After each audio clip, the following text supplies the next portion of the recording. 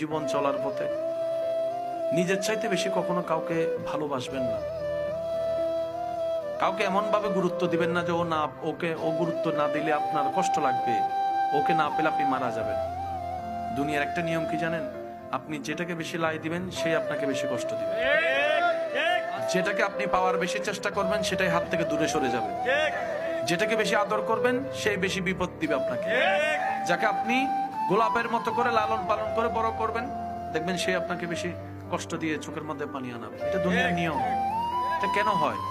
দুনিয়া বুঝাই দেয় তুই রবকে ছেড়ে দুনিয়ার পিছনে লাগলি কেন?